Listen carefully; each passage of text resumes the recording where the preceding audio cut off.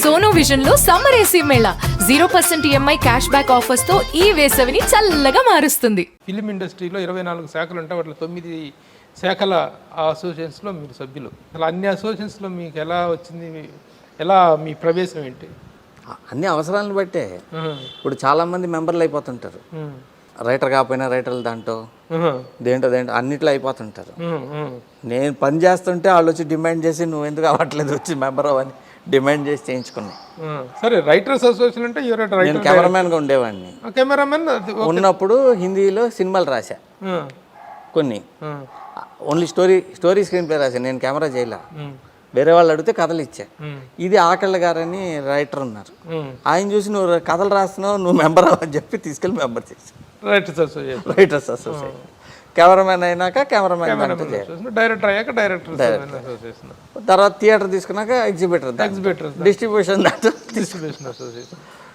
చిన్న స్టూడియో పెట్టి ఎడిటింగ్ అన్ని పెడతాం వల్ల స్టూడియో సెక్టర్లో తీసుకున్నాం. అలా ఇది అన్ని యాక్సెప్టెడ్. మేకప్ అండ్ కాస్ట్యూమ్స్ అంటే మెడ్రాస్లో ఉన్నప్పుడు బ్యాగులు పట్టుకుని వెళ్ళాల్సి వచ్చినప్పుడు వాళ్ళు అడిగితే దాంట్లో జాయిన్ అయ్యి. ఓహో, అది పూర్వాశ్రమం, అలా పూర్వాశ్రమం. ఇప్పుడు కాదు, ఇప్పుడు జాయిన్ అయ్యానంటే హెచ్చులకు వెళ్ళినట్టు. ఆ రోజులో ఫస్ట్ టచ్అప్ ఎవరికి టచ్అప్ చేశారు మీరు? ఏమో తమిళ సినిమాలు చేశాను ఎక్కువ ఒక 118 సినిమాలు చేశాను అసిస్టెంట్గా. 118 సినిమాలు? అది అసిస్టెంట్, మేకప్ అసిస్టెంట్గా అన్ని కలిపి. మేకప్ అసిస్టెంట్, ఇంకొకటి ఏంటి కాస్ట్యూమ్, సెట్టింగ్, సెట్ బాయ్, నేల తోడటం. రోజుకి 5 రూపాయలు ఇచ్చాం. ఉడిపి హోటల్ ఇడ్లీలు వేసినప్పుడు 4 రూపాయలు ఇచ్చాం. ఎన్ని ఇడ్లీలు తినొచ్చు. కానీ ఇంత వచ్చి ఇంత పేరు వచ్చినా ఇంకా ఇడ్లీ లేదంట. అంటే లైఫ్ అప్పుడు ఇడ్లీ. ఇప్పుడు ఫ్లాపులు అవన్నీ అన్నారు కదా, నేను ఎక్కువ గుర్తుపెట్టుకునే నేను చేసిన రాంగ్ స్టెప్స్, అయిన అవమానాలు, నన్ను చిన్నప్పుడు తిట్టినోళ్ళు, తిట్టింది, వాళ్ళ మీద పగ అంతా ఉండదు కానీ తిట్టిన అవమానాలు, అప్సెట్లు, ఆకలితో ఉన్నాయి, మా అబ్బాయి పోయింది, ఇవన్నీ ఫెయిల్యూర్స్ అనుకుంటే అవన్నీ గుర్తుపెట్టుకుంటా. రోజు ఒకసారి తలుచుకుంటా, రోజుకి ఒకసారి తలుచుకుంటా. అన్ని ఒకసారి ఇలా రివైండ్ చేసుకుంటాను. అన్ని నేను చేసిన తప్పులేంటి, నేనేమేమైంది, ఎవరెవరు నన్ను అవమానించారు, ఆ అవమానాలు మనం ఎవరిని చేయకూడదు. అవమానాల చిత్రం వాళ్ళ మీద ప్రతీకారం కదా తీర్చుకోవాలి. ఫస్ట్ అట్టగా అనుకున్నా. ఫస్ట్ ఒక ఆయన నన్ను కొడతా ఉంటే కొట్టు, ఎంత కొడతావు కొట్టు, నేను పెద్ద అయినాక నీ పని చెప్తాను అనేవాడిని చిన్నప్పుడు. ఇంకా కొట్టేవాడు కోపం వచ్చి. ఆయన ఏడవకుండా బాత్రూంలోకి వెళ్ళి బకెట్ తలకిందులుగా పెట్టి ట్యాప్ వదిలేవాడిని. బర్రని సౌండ్ వస్తుంది కదా, అప్పుడు ఏడ్చేవాడిని. అంటే మనం ఏడిచింది కూడా కనపడకూడదు, మొత్తం మళ్ళీ తుడి చేసుకుని మళ్ళీ బయటకు వచ్చేవాడు.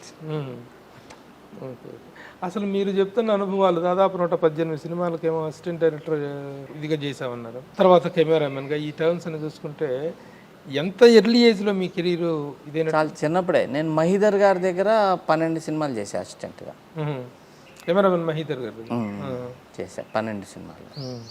ఆయన బాగా బిజీ కెమెరామెన్. ఆయన దగ్గర చేసా. సెట్ బాయ్గా 118 సినిమాల. Set boy, makeup assistant, bubble machine assistant. Bubble machine అని ఉంటుంది, అది వేస్తే బబుల్స్ వస్తుంటాయి. Dry ice assistant, dry ice machine పట్టుకెళ్ళేవాడు, స్మోక్ మెషిన్, నేల తొడటం, ఇట్లా రకరకాలు చెయ్యని పని లేదు, ఏదైనా చేసా.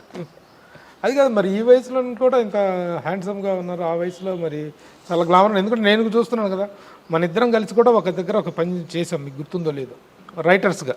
నేను రైటర్గా, మీరు కెమెరామెన్గా. నేను హెచ్ఎం రెడ్డి దగ్గర యాడ్స్, నేను స్క్రిప్ట్ రాసేవాడిని, మీరు కెమెరామెన్ చేసేవాళ్ళు. ఎండమూరి వీరేంద్ర గారు డైరెక్టరు.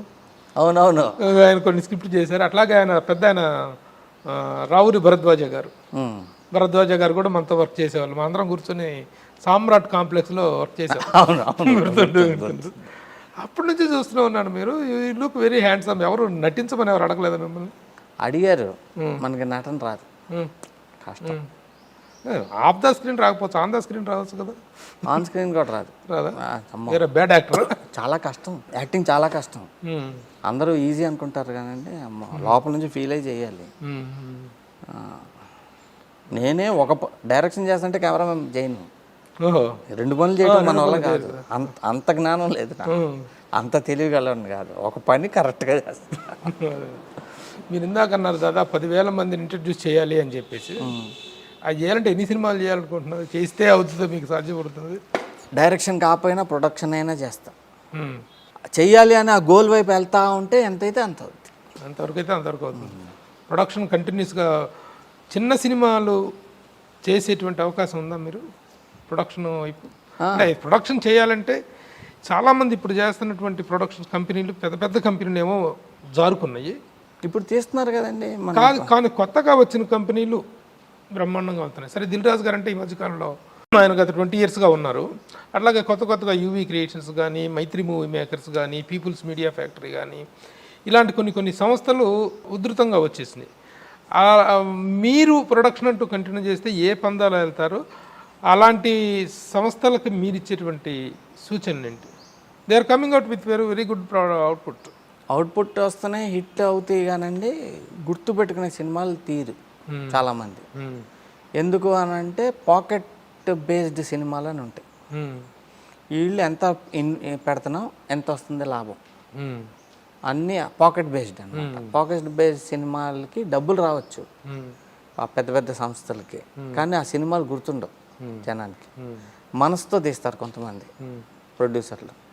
మనసుతో తీసే ప్రొడ్యూసర్ల సినిమాలు ఎక్కువ రోజులు ఆడితే, ఎక్కువ రోజులు ఉంటాయి, ఎక్కువ రోజులు జనం గుర్తుపెట్టుకుంటారు. అది ఫ్రమ్ ద హార్ట్ వస్తాయి అన్నమాట. ఇప్పుడు రామానాయుడు గారు ఎందుకని అన్ని సినిమాలు తీయగలిగాడంటే, most of the films he did it from his heart. Dasari గారు హార్ట్లోంచి తీసేవాడు, రాఘవేంద్ర గారు కూడా హార్ట్లోంచి తీసేవాడు. ఆయన స్టైల్ ఆయనది, హార్ట్లోంచి తీసేవాడు. ఇప్పుడు దిల్ రాజు ఫస్ట్లో తీసిన సినిమాలు ఇవన్నీ కూడా ఆయన మనసుతోనే తీసాడు. అందుకనే ఇప్పటిదాకా కూడా తెలిసో తెలియకో దిల్ రాజు అని పెట్టుకున్నాడు. కానీ అతను కొన్ని ఇప్పుడు మొన్న బలగం తీశాడు అని అంటే ఏంటి అని అంటే హార్ట్లోంచి వచ్చిన సినిమా అది, అందుకే ఆడింది. క్యాల్కులేటెడ్ ఇవన్నీ హార్ట్లోంచి తీసిన సినిమాలు. హార్ట్లోంచి తీస్తే ప్రొడ్యూసర్లు ఎక్కువ రోజులు ఉంటారు, సినిమాలు కూడా ఎక్కువ రోజులు గుర్తుంటాయి. మీరు పాకెట్ బేస్డ్ ఇంత పెడతాం పెట్టుబడి, ఇంత వస్తుంది, ఇంత, అది కూడా ఇంపార్టెంట్గా పాకెట్ బేస్డ్గా ఆలోచించడం కూడా. పాకెట్ బేస్డ్ ఉన్నప్పుడు ఏంటంటే పాకెట్ నిండుద్ది మీకు, మీ సినిమాలు గుర్తుంటుంది. సరే, ఇప్పుడు ఒక ఫార్ములా ఒకటి రన్ అవుతుంది, పెద్ద బ్యానర్లు చిన్న సినిమాలు అనేటువంటిది ఒకటి రన్ అవుతుంది. ఇప్పుడు దిల్ రాజు గారు ఉన్నారు. దిల్ రాజు గారికి మిగతా సినిమాల కంటే కూడాను బొమ్మరిల్లు, శతమానం భవతి, బలగం లాంటి సినిమాలు ఇచ్చినటువంటి బలం చాలా పెద్దది. అట్లాగే మైత్రి మూవీ మేకర్స్ కూడాను they are coming out with పెద్ద పెద్ద స్టార్స్తో చేస్తున్నారు, అట్ ద సేమ్ టైం చిన్న వాళ్ళతో చేస్తున్నారు. ఈ ఈక్వేషన్, ఈ ప్యాటర్న్ ఎలా ఉంటుంది? ఎలా? చాలా మంచిది, చాలా హెల్తీ. పెద్ద బ్యానర్స్ చిన్న సినిమాలతో సక్సెస్ అయితే మంచిది. మీ ప్రొడక్షన్ ఎలా ఉండబోతుంది? ఎందుకంటే తేజ గారు ఒక డైరెక్టర్గా ఒక బిజీ అయినప్పటికీ కూడాను మీరు ఒక పునర్నిర్మించుకొని మీతో మీద ఒక పునరాగమనంతో మీరు రాగలిగితే ఏ స్ట్రెంగ్త్తో వస్తారు, ఎలాంటి వ్యూహంతో వస్తారు? కథతోనే వస్తా. సరే, ఓకే, స్టోరీ బేస్డ్ ఆల్. నేను ఏ కథ చెప్పాలనుకున్నా స్ట్రాంగ్ కథతో చెప్పాలని. ఇప్పుడు నేనే రాజు నేనే మంత్రి ఉంది కథ, చాలా స్ట్రాంగ్ కథ అది. అంటే ఒక క్యారెక్టర్ ఇలా ఉంటుంది, వైఫ్ క్యారెక్టర్స్ కూడా స్ట్రాంగ్ అయిపోతాయి. కథ బాగుంది అనుకోండి, క్యారెక్టర్ స్ట్రాంగ్ అవుతాయి. కథ వీక్ ఉన్నప్పుడు ఏంటి అని అంటే క్యారెక్టర్లు స్ట్రాంగ్ రావు, రిపీటేటివ్ క్యారెక్టర్స్ వస్తాయి. అంటే అంతకుముందు చూసిన సినిమాల్లో వస్తాయి. సుమన్ టీవీలో మీ పర్సనల్ అండ్ బిజినెస్ ప్రమోషన్స్ కోసం కింది నెంబర్కి కాంటాక్ట్ చేయండి.